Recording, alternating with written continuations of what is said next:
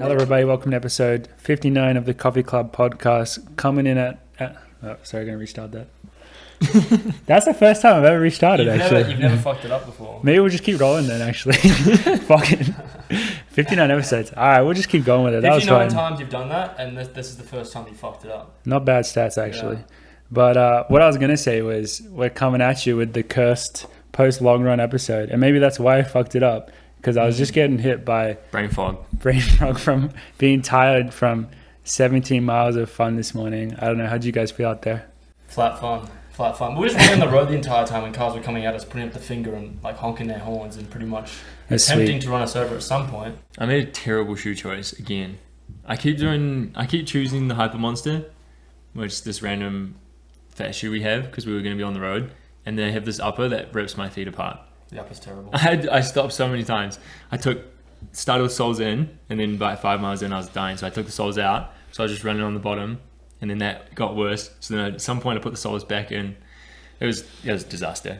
It was just a tough morning all around. Like Ollie was in jail. Ollie was on probation because I literally like ruined everyone's day today, because apparently the reason why we did that flat long run is because Ritz is putting down the hammer on me for running too fast. Yeah, Ollie went to New York, and apparently for every easy run he would just run 5:20 pace, and Ritz was not happy with that, so Ollie had to run easy with Alicia on the flat today. And myself, I've had like a banged up knee, which got a bit worse over the last couple of days, so I also had to run a slower pace. So both on probation. Yeah, we're all in trouble. It's funny because like other teammates will like crush it like in every run, and Dathan will just applaud them, but when it comes to me crushing it, Dathan's not a fan. So I don't know. Sometimes you can get away with it. Sometimes. Yeah, on the track maybe. That's it. I would say that if anyone ran 5:20 on their easy run, he would be like, "What are you doing?" Like if you were running 5:45 to 6 minutes. If Alicia ran 5:20, I don't think you'd say it. Well, that'd be really impressive if she was running 5:20 on her easy run. Yeah, you can do it. That'd be a completely different story. Perhaps. He does love when Alicia's crashing. When Alicia's just smashing it.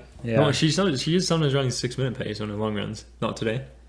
Not today. She also took it pretty easy today because she had a tough one. We were coming off I think we talked about it on the podcast last week, but we had a really big one last week where we went up the canyon, so it was really hard. So this one, that was another reason why today was pretty easy. But I think overall, just getting the miles in, it's that time of year where some of them you're going to crush and some of them you're going to have to take a little more easy. And today was a bit of an easier one, but still good spirits all around, I'd say. The big thing that we're getting ready for at the moment is the Sound Running Cross Champs, which it's weird because it's actually a whole month away and it's not that big of a race really. Well, it could be, but because it's the first thing in our schedule, we're already like talking about it and probably getting too excited.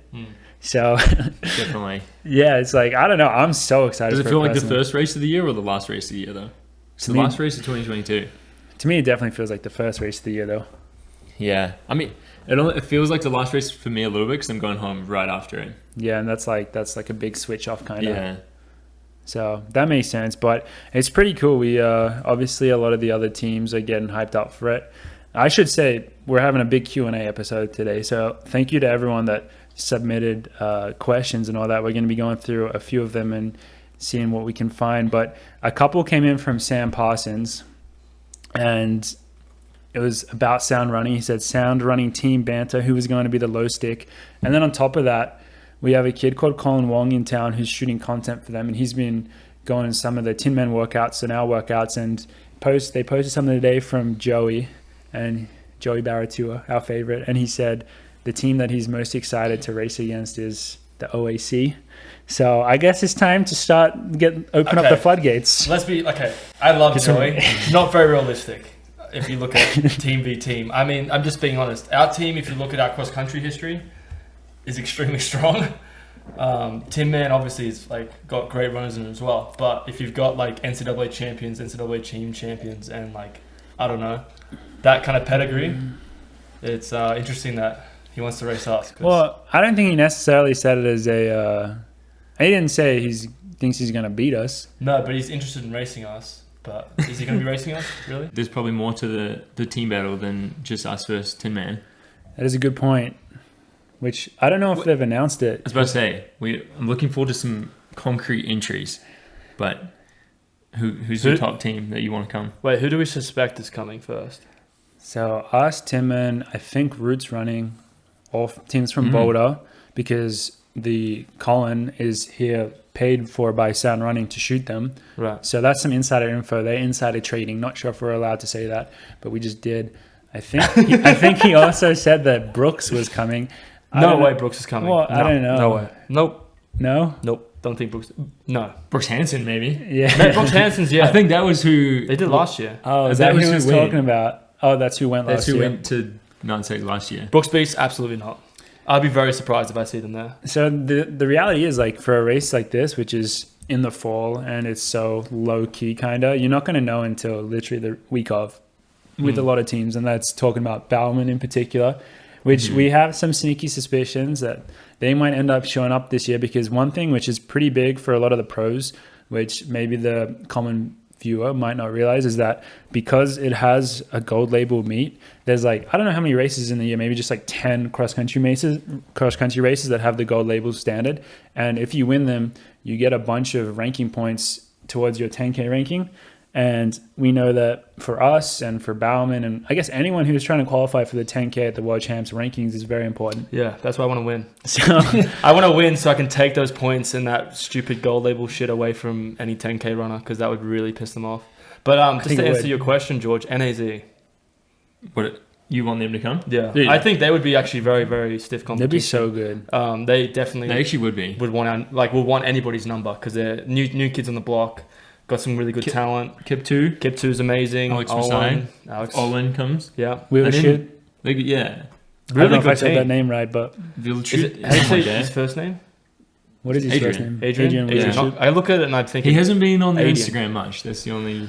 Maybe he's back in South Africa. Yeah. he could be, yeah. But he's a damn good cross-country runner. Yeah, so that, like, when you talk about, like, Honestly, Bex, Team NV OAC, I think if I was Joey and I was OAC doing an interview, I would say NAZ would be interesting to race against. Baxter's Well- going to have a month rest Bixter? after Bixter? after New York. Matt Baxter. Matt Bixter? Dude, he's really good at cross country. He's as so well. good at He's so cross-country. good at cross country. When's the last time you ran cross?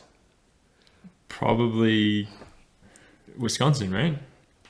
Really? What about nationals? What do you mean? Oh, wait, no.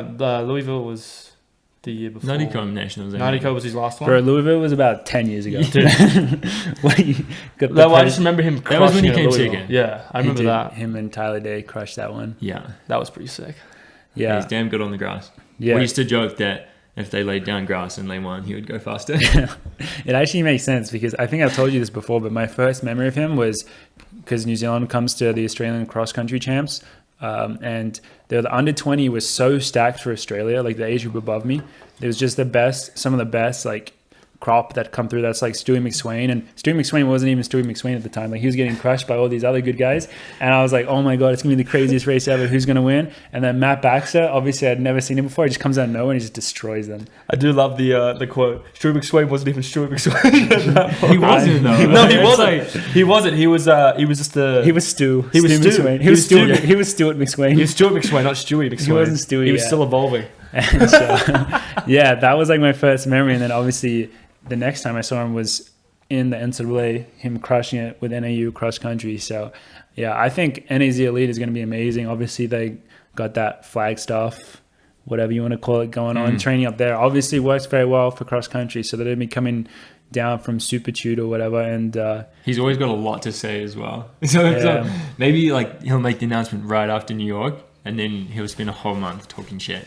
well, that's what we're starting right now. That's what we're That's doing. what we're right? trying to do. Yeah. That's We've what we're literally doing. beat him to it. Yeah. Yeah, well, he's got bigger fish to fry, which is the New York Marathon, which is on this Sunday. So hopefully for now he's focused on that, and then he quickly. It's really just a build up for cross champs, I think. Just a bit of over It's distance. a pre workout. bit of over distance. Do you think training Mike Smith would approve of that? of The Well, he's not. His Mike Smith Elite is not coming to cross champs. What the confirmed. Michael? Sadly, Of course not. Why not? He's got bigger fish to fry yeah, like in what? that kettle of his. Well, in general, I think he's just probably going to be staying in Flagstaff and just training that Double so-called pro threshold. group that apparently doesn't like to be called a pro group, even though it is a pro group. Mike Smith Elite. So I'm sure like they'll be probably just going back crushing to it. Boston to run 13 flat right after NCAA's. Pretty much, yeah. I could see that happening definitely for the NAU boys. Speaking of Mike Smith, I wanted to bring this up later in the show, but we're already talking about it now. And I don't think Ollie has seen this yet. I told George about this when Ollie was gone to New York. Oh, shit. Here we go. No, it's a good thing. So on the Discord, I don't know if he wants his identity revealed, Shawnee T. So we were postulating, we were wondering how much we've talked about Mike Smith, and some guy on our Discord, Sean, he went through and downloaded all the transcripts of every single episode of the show crunched the numbers, and I think in the first 57 episodes, 54% of them mentioned Mike Smith. It's a good number, good ratio. It's pretty good numbers, and then I don't think we mentioned him in 58, so I think it was bang on 50-50. And so now we're mentioning him in episode 59. So we've bumped above 50% again. Yeah, he's back above 500, which is real good to see. It'd be great to get him on the pod so we can discuss that statistic. Yeah. The other interesting part of it was that it goes in waves. Like it's like a rhythm kind of, where there'll be like 5 episodes that we mention him, and then there'll be 5 where we don't, and then it'll be 5 that we do. Kind of like a fartlek, I guess. So like a double threshold. Exactly. Do you think we could beat whoever wins the NCAAs?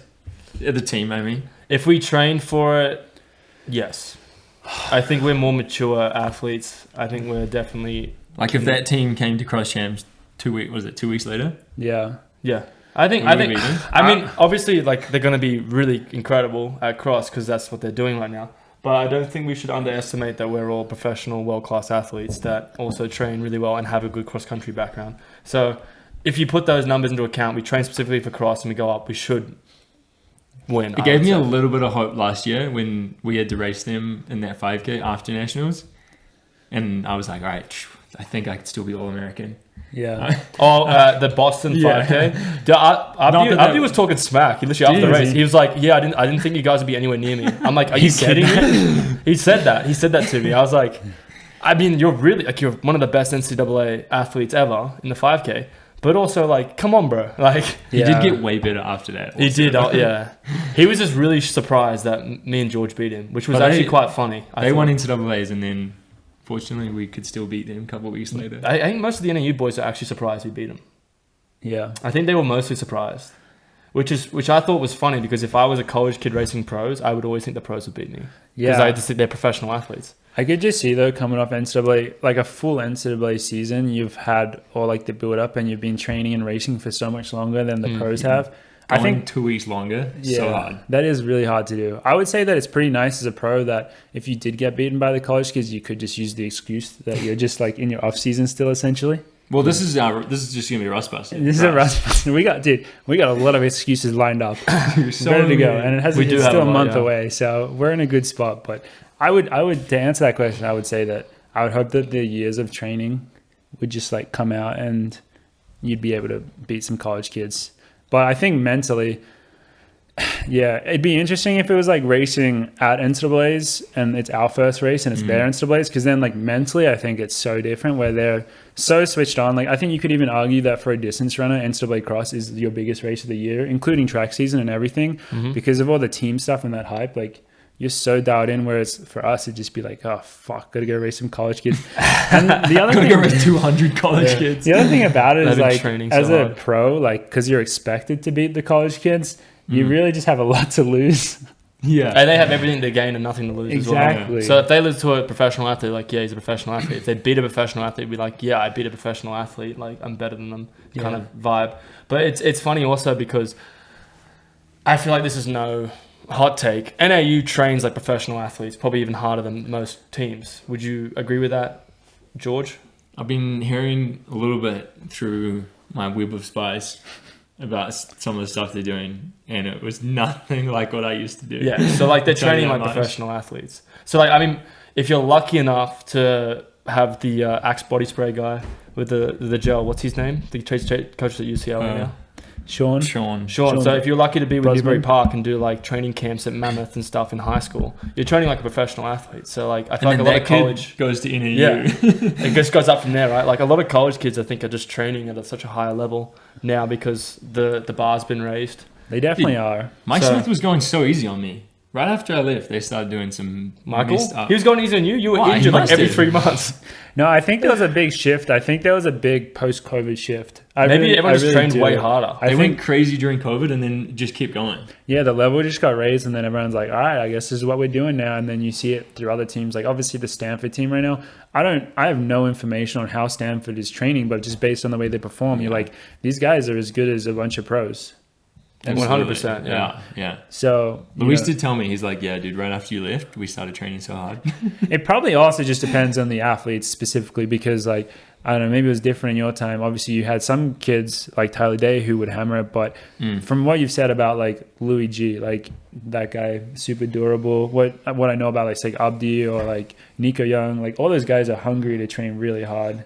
And like when they're setting the tone, everyone else is gonna try and follow, and it's just like the culture just kind of. Imagine if Nico had Strava, he could absolutely cash in on that. Dude, I would He love probably to see should it. get it because of his profile. I feel like he would make a lot of money off it. Yeah, Nico, you should get Strava, bro. Give away all Mike Smith's secrets. Yeah, is Mike Smith anti-Strava? I actually have no clue. There must be some NAU kids with Strava.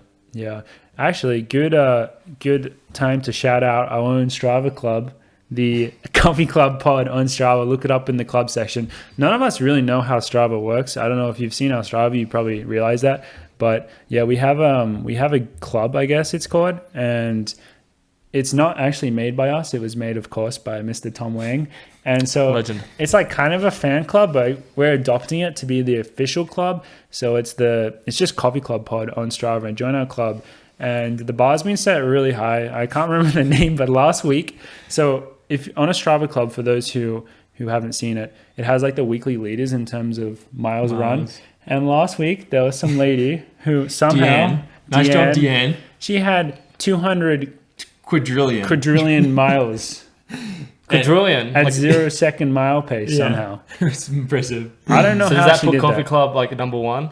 Well, I don't know if it works like that, but I'm guessing she you can actually do this because I've done this once before. You can take your watch. I've had my Garmin on a plane before, and I've connected it, and then I've started it, and it was splitting Ks every 3 seconds, which is probably like, I don't know if that's accurate, but That's yeah, crazy. that's probably what she did. Does this mean I have to get Strava so I can be part of the club? But actually, that doesn't even make sense for her to do it, because then how would you still even hit 200 quadrillion miles? Maybe How many she laps was- around the earth is that? Maybe she was flying to like Europe or so, I don't know, like flying I at don't the long think distance. Europe. I think No, Europe is you less would than need- What 200 about Australia? From I still think it's less than 200 quadrillion I think the miles. sun is not as far away as that. Okay, she must have been. She's an astronaut. How far she's away gone is into the sun? space. She's gone into space. She's orbited the entire galaxy. She must have just put the watch on like a satellite or something and just like sent it out there for the week, That's hilarious. and it was just clocking in miles. So good job to. How many segments has she just ruined? Yeah, There must be. I think you must be able to. I hope she didn't take Joe's Open Sky Loop. Yeah, imagine. you know that you can report people. I've reported Yeah. people before. You report it. I guarantee. Someone that's like obviously not running. If they're on a bike, if you can tell that they're on a bike and they've set it to run, like I would be that person. You Though, gotta just to piss report them. people off. I would definitely get on a bike with my car and just drive around like all these loops just to steal the segment or something like that. Just I to would piss people I would off. report the shit out. We of should- you. Yeah, it'd just be funny though. we should make a coffee club segment. Yeah, I don't know what it would be. whatever we run them. out, And then- out and back from getting DoorDash. Yeah. It's like 5 That'll be meters. always one. That's there my was this one. cool one in Flag though that went up to this guy's house. I think I told you guys about this once. That owned the pizza restaurant in Flag, and every time if you got the course record, he'd give you free pizza. That's really cool. That is Yeah. sweet. It would be great if we had our own version of that we could track and then we give out could give stickers. something out. All right, we'll put that We'll in work on the that. we'll put that in the big black hole, which is our pile of ideas. Gus should get some Strava. He's been killing it with his K. Gus update. Gus update 4:02. No, he broke 4. He broke 4. I didn't 4 know while this. you were gone. He went sub 4. Sub 4 Oh, 1K. good job, Yeah, broke Gorsey. 4-minute K. He's been on the 4-minute mark for a while. Yeah. Jenna, George's girlfriend's been out on the rollerblades, just getting towed. Taking boy. him out for a spin, So Gus is a sub 4-minute K runner. which is pretty big. Yeah, Not everyone can say that. not with that body type, Not with that BMI. not with that BMI, but What do you think congratulations. his bud. BMI is? Like fully obese? He's probably morbidly. I don't Nah, know. he's fine. Like on death's He's door obese? he's got a good waist. He's He's got like- a little waist. Yeah, but he's This been. tall. I He's a heard he's been power very athlete. attached to whoever's around. He gets quite attached, but Yeah, yeah, he's been Okay. chilling. he's been missing you, but that's the Gus update. Moving on from that, we did already mention the New York Marathon, which we'll talk about it a little bit more because obviously it's the biggest marathon in America, I think. Well, I guess that's not obvious. Sorry, Boston. Sorry, Chicago. It's definitely bigger than Chicago, but it'd be between that and Boston. But arguably the biggest one. If you had to choose one to win? New York. Oh, dude, actually, I don't know. Boston's pretty legendary. Nah, New York. 100%. I would choose New York because I think there's more hype. Too. But the Boston is a close second. Yeah. Chicago's pretty far on the list, honestly. Yeah, I would say, I'd say, well, the number one you'd want to win is Berlin, because if you win that one, good time. I don't agree. You don't think you get a good time from the Berlin Marathon? Just saying that means you run. If you win the Berlin Marathon, you're probably gonna run like really fucking quick. You probably run the world record. Yeah, so that would be cool to run and win Berlin. But I would say New York, London, and then. I would definitely choose New York just worldwide to win in terms of being glory. in New York this past weekend and seeing even just regular people having the hype around the New York Marathon, it's pretty sick. I haven't obviously been around Boston during that time, so I can't comment on Boston. I've heard but Boston's the most amazing thing. Yeah, I can imagine. But New York was just like, you could tell the vibe was pretty amazing. So it's pretty sick. So we have a teammate, Hellen Obiri. She's going out there for a debut, and she's been absolutely crushing it. She's been training here in America for a few months now. And yeah, Dathan's obviously going to be out there coaching her, all that. We're very excited to see her debut. I think it seems like based on the weather forecast that it's not going to be like the quickest day ever. It's going to be pretty hot, which would be tough, I think, for a lot of people, but probably in Helen's favor just based on like she likes the heat. She hasn't been training in the heat, but yeah, I don't know. I think, what do you guys think is going to go down with her debut? I feel like as long as she doesn't go out too hard, then I feel like she's going to crush it. Remember those, when she was doing those 10Ks on the road or half marathons? She was going out in like 14:40 and shit for 5K. Yeah, she's like crazy. She was just booking it right from the gun. Yeah. And maybe you can get away with that in like 10 or 15K, but I feel like if she does that in a marathon, it's going to get like pretty long. Yeah, I've been hanging out with her like just a little bit, so I have some insider info for any of her competitors that are racing. She doesn't plan on leading until the end part. So did she actually say the end part? Well, she didn't say the end part. She said I said, "Hey Helen, you gonna go lead the first mile?" She said, "No, I'm not a pacemaker." Like that's literally what she said. So she's smart. She's racing super smart. The funniest conversations that I've been privy to have been the ones about fueling, because that's obviously something that she hasn't done before. And Ritz is like, you got to make sure like from like the very beginning that you're like on top of your fueling. And she's just like, no, I don't want to. Like she just doesn't want to do it. But I think Ritz has convinced her that in a marathon, it's very important when you get to those latter stages that you've fueled correctly throughout it. So I think she's on board for that now. She having flat Mountain Dew as her fuel. That's literally what you're always going to do. That's always future in the marathon. Which is what also like the past, I guess, because that's what they used to do. I think people still do that. Yeah. I feel like Stin Man. Does he? Does flat something. Maybe flat Coke or flat Red Bull. I think Coke is pretty popular. If you could do that with the Mountain Dew and get that sponsorship, that'd be worth so much money to Mountain Dew for you to win a big marathon drinking Mountain Dew.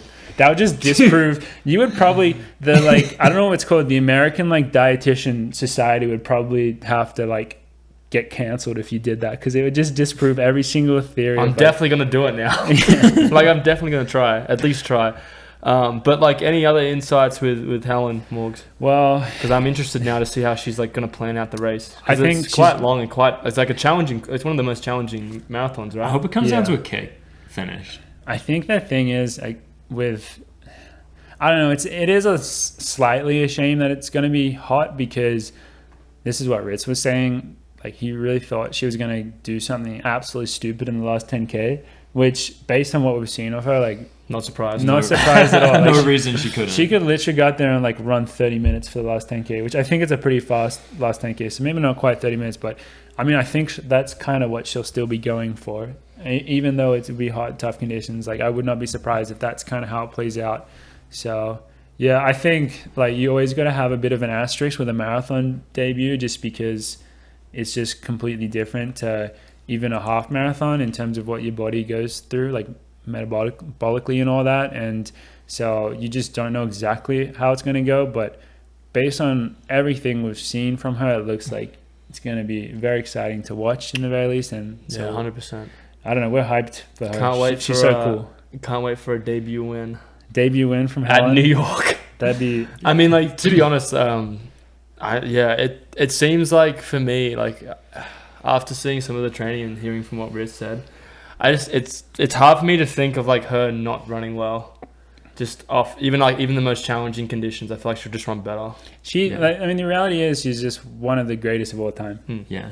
When you break it down, like that's just what it is. Like she is just that good, and it's maybe to an American audience, it's kind of more difficult to relate to some of these amazing Africans because obviously they're not like put in your face as much as like the great like white runners, I guess. But her stats are just like mind-boggling. Like what she's achieved, like winning world championship titles in like the 5K.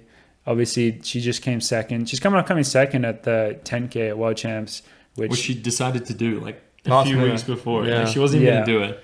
And she's like, oh, yeah, I'm in pretty good shape. And she probably should have won it. Yeah, like she got elbowed in the chest. I still don't get how like that wasn't like a DQ. Yeah. In the finish I mean, like the slow-mo video of it is literally just her getting elbowed straight in the chest. Yeah. So whatever, maybe we're biased. But in general, like there was like that ad that Mario showed me. It's on social media on Mario's story if you guys want to check it out. Well, it won't be there now anymore.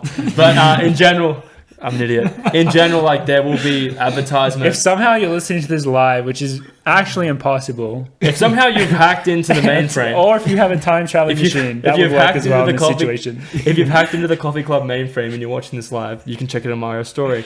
But hacking Morgan's laptop. I'll find the photo and then just repost it once this Coffee Club episode drops. But it's such a cool commercial that On has. It's like on one of the. Well, what does it say? Just give us the context. Do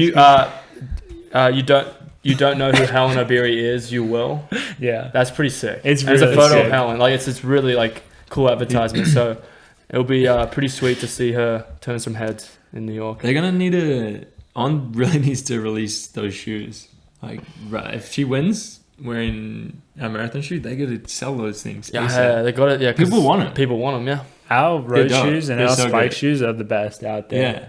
So, yeah, once they're released, which obviously some of the people in the Q&A were asking us for them, and it's like we don't know how that shit works, but that's above our pay grade. Pay grade. Like literally, once they're out, you gotta get them because they're so good. Buy them. They'll make you go fast. This isn't an ad, by the way. Yeah, no ad. A lot of questions about Gus doing the marathon. I just want to make this clear. We've had the discussion. Gus is not doing the New York Marathon. So people stop messaging me about it. I'm sorry. The appearance fee wasn't big enough. The appearance. Well, also, like, he said that he hasn't got his shoe size yet. He's been dealing with some, like fueling problems. But in general, like, he's just broken a big milestone in the K, not doing the marathon. He's got to work his way up. He's ticked off 1K. I mean, he's only, what is he, like almost 2 years old. He's got at least another 5 years of life to work up to the full marathon. God. I reckon he should work down. He needs to do the combine. I think like, he's a 40-yarder. He is. Like, he's a power athlete. Just look at his face. That guy's a power athlete. That guy would crush a 40-yard dash. Yeah. But, yeah, so that's kind of our New York Marathon preview, as per usual. Just talking about Hellen Obiri and how she's going to crush it. But obviously just going to be an amazing race to watch. There's so many good people out there racing. So we're excited to tune in on Sunday. I wonder if, though, I heard Reed was posting that they're going to utilize the split screen.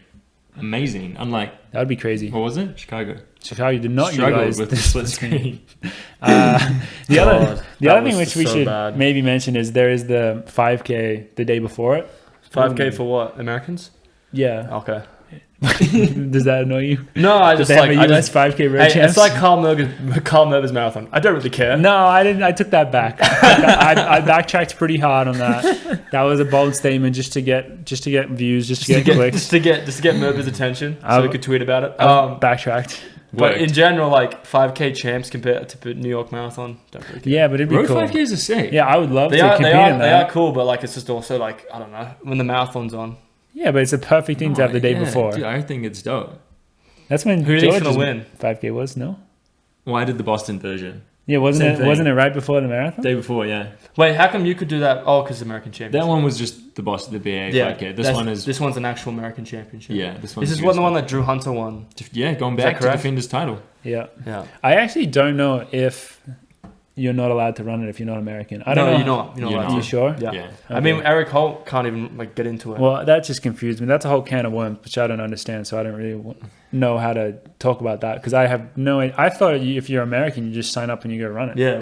Well, apparently he's tweeted that he couldn't get in. So it seems to be a pretty hard race to get in unless But then you have some I mean, there must be sort like of qualification or something.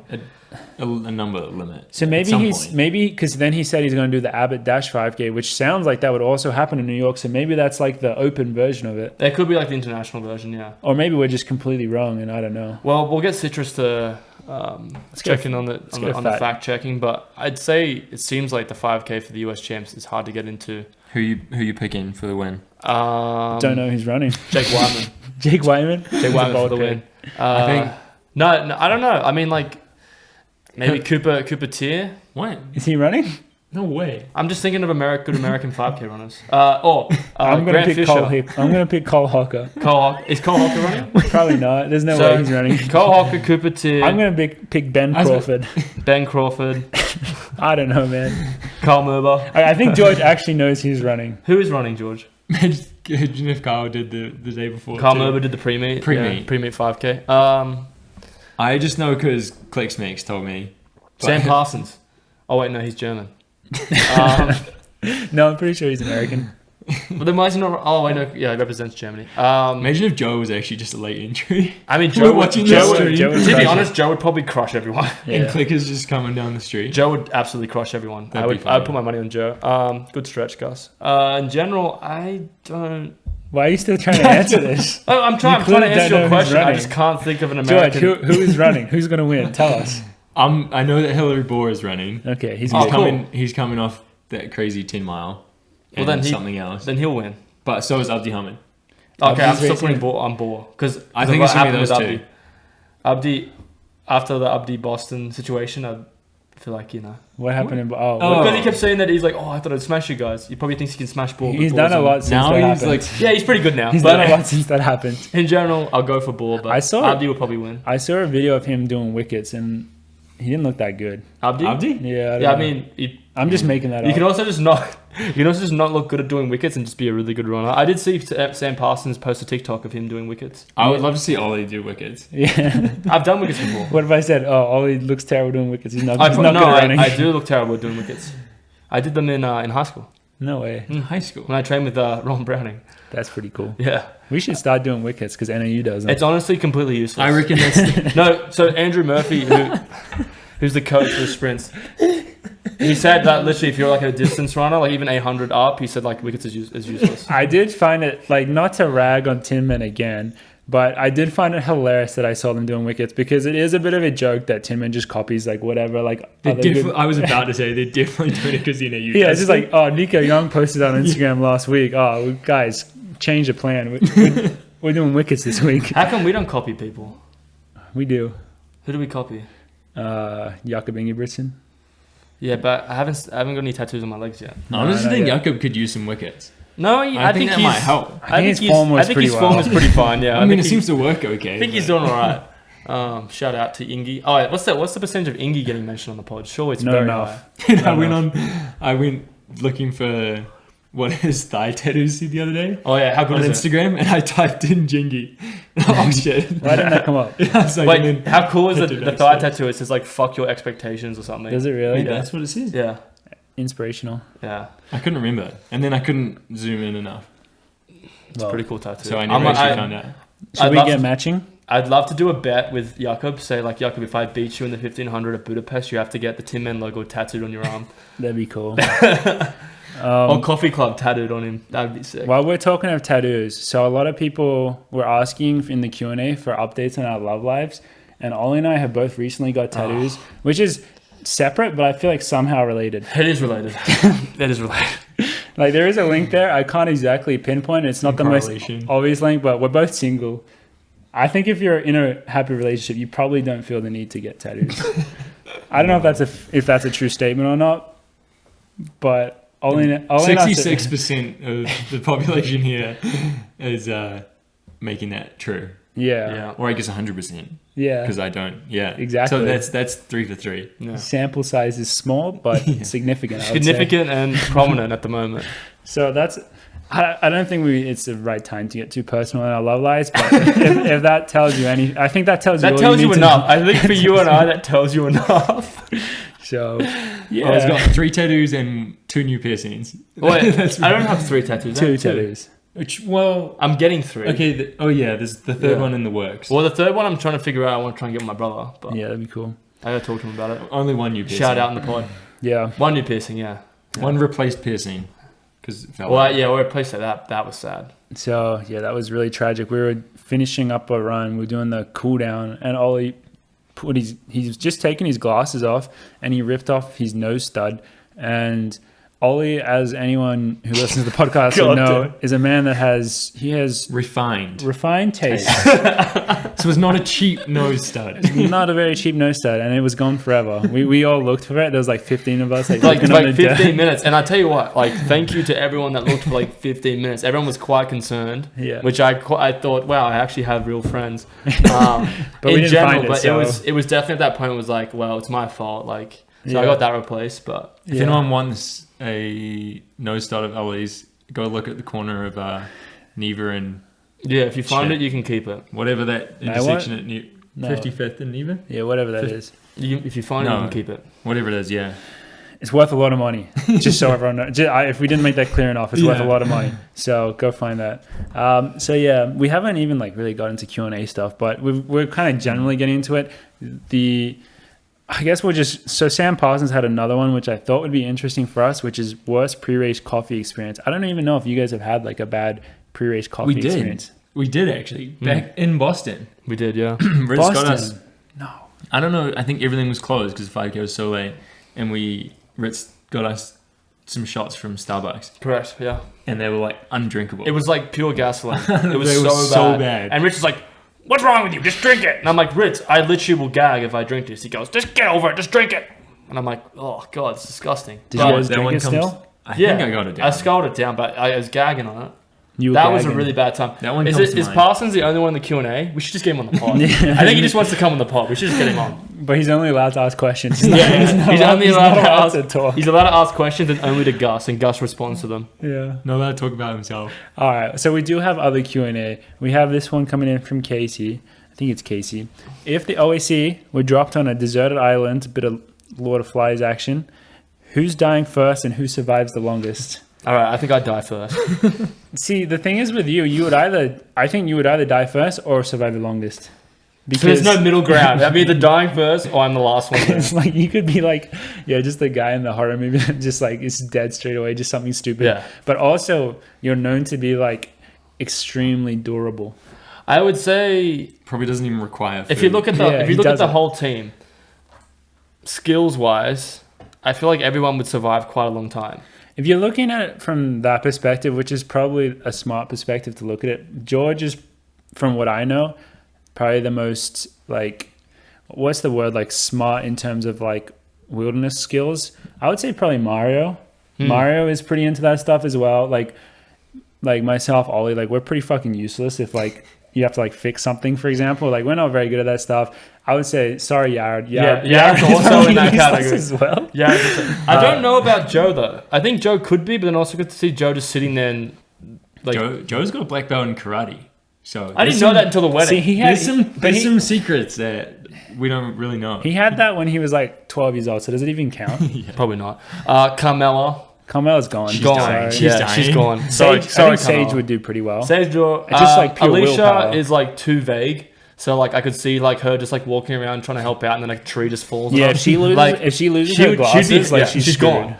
Glasses gone. She's walking around, walks into a trap or something. But in general, I think like Alicia would be extremely helpful if you can just keep the glasses on her and keep her like focused.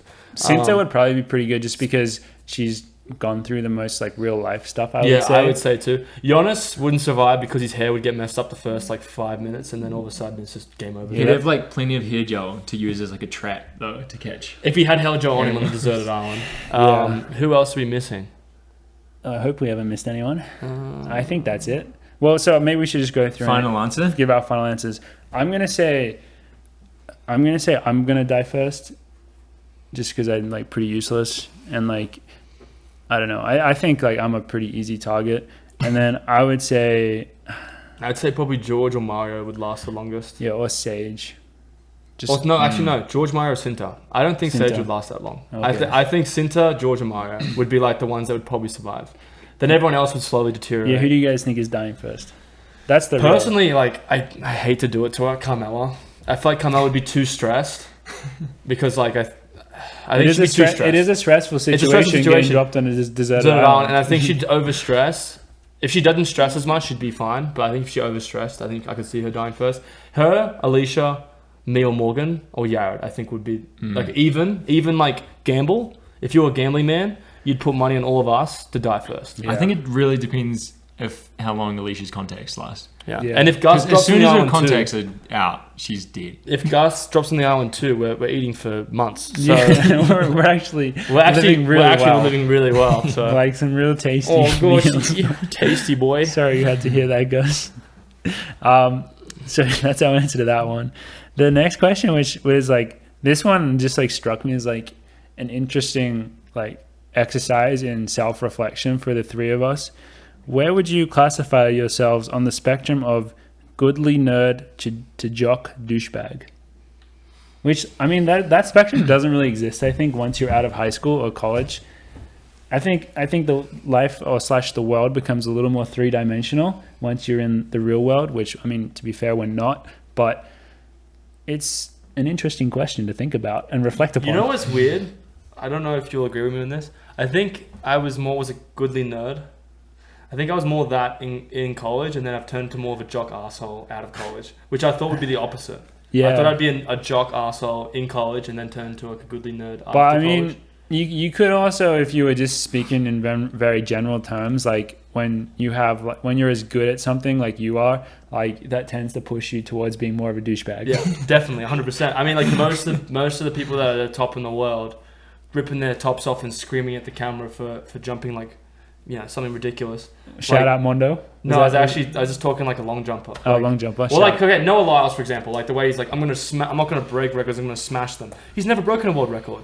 But like the way he talks about it is like, would be considered douchey. He's However, broken people American love records. It. And he's fucking good. He's extremely good. And he probably will break a record eventually. So like, maybe that is truth to that. That you just get to, the more you become really good, the more douchey maybe. Yeah. I think we're all kind of somewhere in the middle though. I think in college it's directly proportional to the amount of beer day.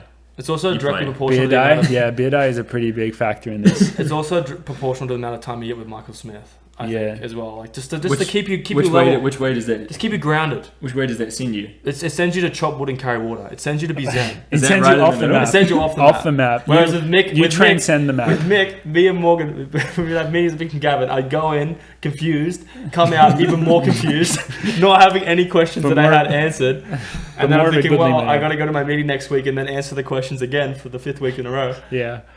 And what are you talking about? We already talked about this. I'm like, yeah, because you didn't answer. Yeah, but I was more confused. But I got more confused. Then he starts talking about all these analogies that didn't make any sense. He kept offering me like dried up fruit, and then I left. So that's a meeting with Mick in a nutshell. Right there. I do agree with you, George. See, the thing is, I also like see myself in the middle of this, but I think that's more just a product of just the fact that like with everything, you kind of just see yourself as in the middle, like, because you can just look, it's all relative. So like you look at someone else and you're like, oh, they're a douchebag, but that's not me. And then you look at someone else, they're a nerd, that's not me.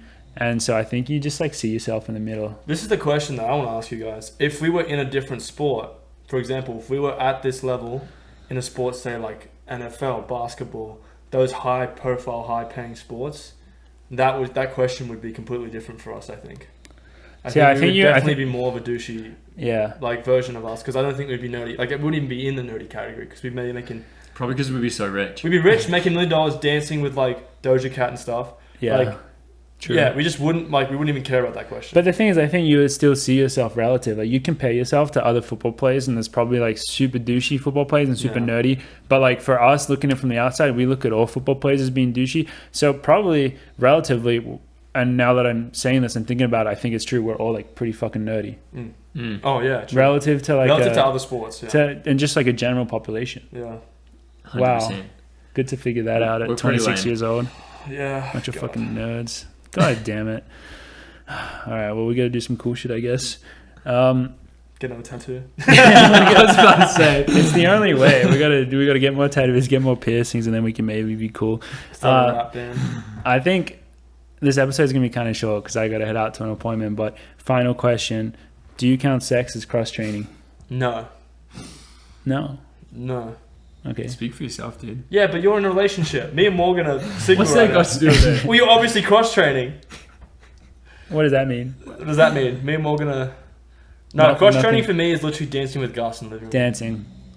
If dancing is cross-training, then I think sex is also cross-training, though. Okay, so then... It's just heart rate. If you're having casual sex, then it's cross-training. If you're dancing with Gus in the living room, it's also cross-training. If you're going to concerts and just dancing and having a great time and enjoying yourself, that's also cross-training. It's scientific. It's all about how elevated is your heart rate for how long. See, my heart rate gets extremely elevated when I drink Mountain Dew. So is that cross-training? Do you wear a heart rate monitor when you have sex? When I have sex, I wear a heart rate monitor? Yeah. No. I don't think I have a working one.